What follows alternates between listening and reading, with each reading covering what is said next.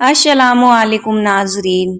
आज हम बात करेंगे नबी करीम सल्लल्लाहु अलैहि वसल्लम और शैतान की एक छोटी सी स्टोरी।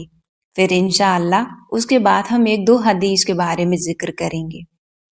एक बार हमारे नबी करीम सल्लल्लाहु अलैहि वसल्लम के पास शैतान आता है और फरमाता है, ए अल्लाह के रसूल रसूल अल्लाह सल्लल्लाहु अलैहि वसल्लम, मैं आपकी उम्मती की कुछ चीजों से बहुत परेशान हूँ जिनकी वजह से मैं उन्हें गुमराह नहीं कर पाता।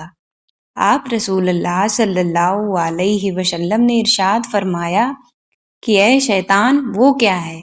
तब शैतान कहता है कि नंबर एक, जब वो एक दूसरे को मिलते हैं तो वो सलाम करते हैं, वो मुझे बिल्कुल पसंद नहीं। और नंबर दो, जब वो मुलाकात के बाद ये लोग हाथ मिलाते हैं वो भी मुझे पसंद नहीं। और नंबर तीन, हर काम का इरादा करने से पहले ये लोग इंशाअल्लाह कहते हैं, जिनसे मैं इन्हें गुमराह नहीं कर सकता। और नंबर चार, जब कोई इनसे गुनाह हो जाता है तो ये फौरन तौबा कर लेते हैं, ये भी मुझे बिल्कुल पसंद नहीं। और यही मेरी सबसे बड़ी कमजोरियां हैं।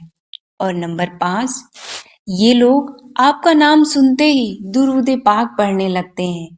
और नंबर छह, हर काम को शुरू करने से पहले बिस्मिल्लाह पढ़ते हैं।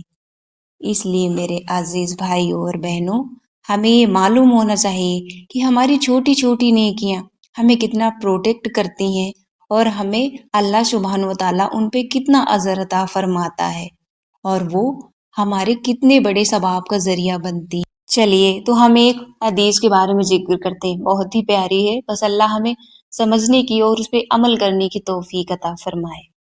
आप रसूलुल्लाह सल्लल्लाहु अलैहि वसल्लम ने इरशाद फरमाया कि तुम में से जो शख्स जनाजे में शरीक होकर सिर्फ नमाज पढ़े तो उसको एक किरात का सवाब मिलेगा, और जो शख्स जनाजे की नमाज पढ़ने के बाद दफन में शरीक हो तो उसे दो किरात का सवाब मिलेगा।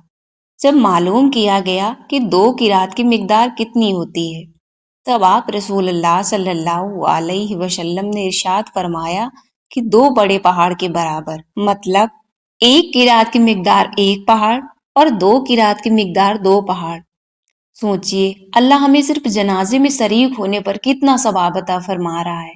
हमारी एक छोटी सी नेकी हमारे कितने सवाब का जरिया बन रही है। लेकिन आज हमारे पास इन छोटी छोटी नेकियों के लिए वक्त ही नहीं है। इन छोटी छोटी की नेकियों की हमें अहमियत तब पता चलेगी जब हम हश्र के मैदान में होंगे, जब हमारे सामने हमारी गलतियां, हमारे गुनाह भी रखे जाएंगे और हमारी नेकियां भी रखी जाएंगी। तब हमें पता चलेगा कि हमने कितनी नेकियां की हैं और हमने कितने गुनाह किए हैं।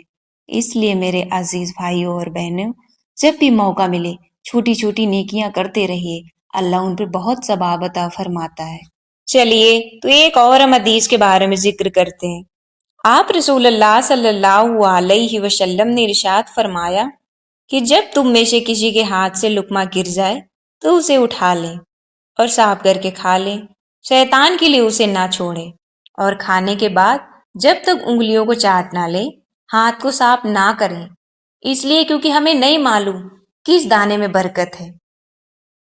इस हदीस से हमें क्या पता चलता है कि अगर हम खाना खाते हैं और तरीके से खाते हैं जैसे हमारे नबी करीम सल्लल्लाहु अलैहि वसल्लम ने हमें सिखाया है, तो हमें अल्लाह ताला उस पे भी सवाब अता फरमाता है।